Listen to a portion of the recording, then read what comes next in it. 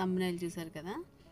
అది ఎక్కడో కాదండి. మన దగ్గరలో ఆంధ్రప్రదేశ్ దగ్గరలో ఉన్న ఒరిస్సా రాష్ట్రంలో ఉన్న పూరి జగన్నాథ స్వామి టెంపుల్ అండి. ఇది పూరిలో ఉంది. ఇది ఇక్కడే కదా కృష్ణుడి తాలూకా గుండె జగన్నాథ స్వామిలో ఉన్నదని చెప్తూ ఉంటారు. దీనికోసం అయితే మేము విజయనగరం నుంచి పూరి వచ్చాం. ఇక్కడ ఒరిస్సా గవర్నమెంట్ తాలూకా దేవాలయ రూమ్ తీసుకున్నాం అనమాట. ఏసీ రూమ్ అయితే 1500 ఛార్జ్ చేశారు.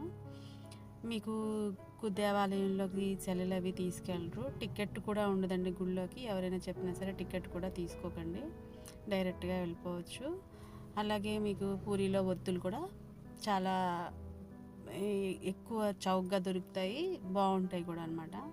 పూరి నుంచి మేమైతే మిగిలిన ప్లేసులు చూడడానికి కోసం అని చెప్పేసి ట్యాక్సీ చేయించుకున్నాము. దానికైతే కార్కి అయితే 3500 తీసుకున్నాడు. అదే మీరు ఏసీ బస్ తీసుకుంటే మనిషికి 500 చొప్పున తీసుకుంటాం అనమాట. దీనికోసం అయితే మేము కోణార్కు, ముక్తేశ్వర్, మళ్ళీ లింగరాజ్ టెంపుల్, సాక్షి గోపాల్ ఇవన్నీ చూసామండి. ఫస్ట్ అయితే కోణార్క్ టెంపుల్కి వచ్చాం. కోణార్క్ టెంపుల్కి వచ్చే లోపలే ముందరే మనకి పూరి బీచ్ తగులుతుంది. ఆ బీచ్ కూడా చూపించారు. తర్వాత కోణార్క్ టెంపుల్ అండి. ఇది సూర్యనారాయణ స్వామి రథం ఉంటుంది దీంట్లో. దీనికైతే టికెట్ అయితే 50 రూపాయలు తీసుకున్నారు టికెట్. మనం లోపల వరకు అయితే ఏ వెహికల్స్ రానివ్వరు. అందువల్ల మనం ఒక 1/2 కిలోమీటర్ పైన నడుచుకొని వెళ్ళాలి. లోపలికి వెళ్ళాక ఇది తాలూకా రాతి రథం అనమాట. మనకైతే అరసవిల్లో సూర్యనారాయణ స్వామి టెంపుల్, మనకి తర్వాత కోణార్క్లో ఈ సూర్యనారాయణమూర్తి రథం అన్నది చాలా విశిష్టమైనవి. ఈ టికెట్ వచ్చే లోపల బయటంతా అలా తిరుగుతున్నాం అనమాట మామూలుగా.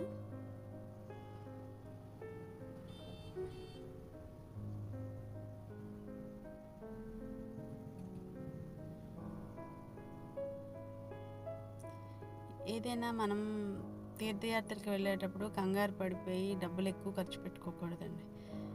ముందు ఏంటన్నది చూసుకోవాలి. అది కొంతమంది అయితే మీకు అవి చూపిస్తాను ఇవి చూపిస్తాను ఎంత అవుతుంది అంటూ ఉంటారు. అవేవి నమ్మకండి. మనం డైరెక్ట్గా లోపలికి వెళ్ళిపోవచ్చు. పూరిలో కూడా అంతే. బయట చాలామంది అడిగినా సరే మేమేమో ముందు లోపలికి వెళ్ళి చూసొద్దాంలే అని చెప్పి లోపలికి వెళ్ళి ఏమో ఫ్రీగా దర్శనం అయిపోయింది. జనాలు అయితే మాత్రం క్యూ అది ఉండదు, తోసేస్తూ ఉంటారు. అలాగే వెళ్ళిపోయి దర్శనం చేసుకొని వచ్చేసేయాలి. వచ్చామండి కోణార్క్ దేవాలయంకి. చూడండి రథం.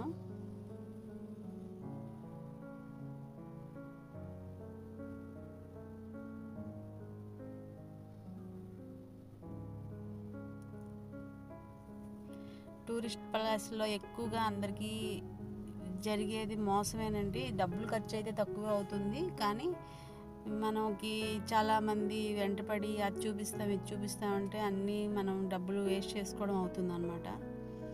అందుకని చెప్పేసి ఫస్ట్ మనం కొంత నిదానంగా ఆలోచించేకి ముందుకెళ్తే మాత్రం అంత పెద్ద ఖర్చులేమవ్వు. ఇది కోణార్క్ దేవాలయం ఫస్ట్ మెట్లు ఎక్కితే ఇవన్నీ కనబడతాయి అన్నమాట. తర్వాత కింద నుంచి చూస్తే మీకు చక్రాల దగ్గర నుంచి అన్నీ ఉంటాయి.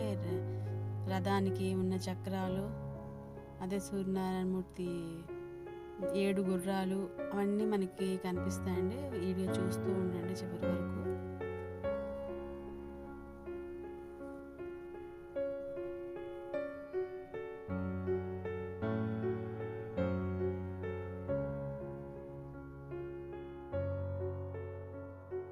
కోణార్క్ చూడడం అయిపోయిందండి. బయటకు వచ్చేసాం. తర్వాత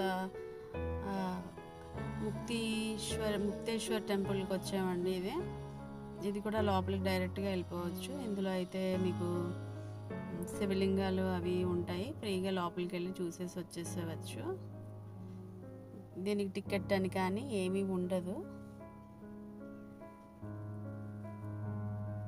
తర్వాత లింగరాజ్ టెంపుల్కి వెళ్తాం. అందులో అయితే చాలా లింగాలు ఉంటాయండి. అది చాలా ఫేమస్ టెంపుల్. భువనేశ్వర్లో ఉంటుంది అది.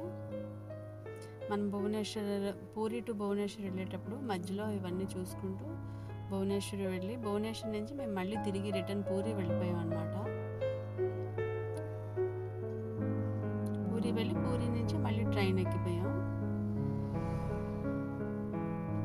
ఇది చాలా పురాతనమైన టెంపుల్స్, మీకు చూస్తేనే అర్థం అవుతుంది.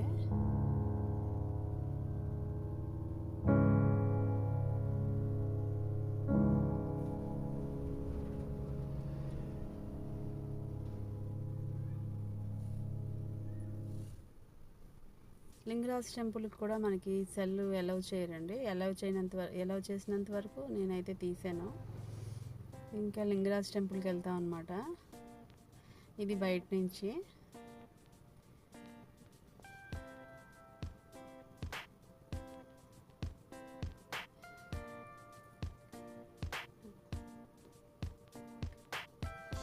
లింగరాజ్ టెంపుల్లో కూడా ఈశ్వరుడిని లోపల లింగం ముట్టుకొని ఇస్తారు. ఇదైతే సాక్షిగోపాల్ అనమాట. మనం అన్నీ వచ్చామన్న దానికి నిదర్శనం ఈ సాక్షిగోపాలు. ఇక్కడ కూడా టికెట్ ఏమి ఉండదు, మీరు డైరెక్ట్గా లోపలికి వెళ్ళిపోవచ్చు. Thank you for watching.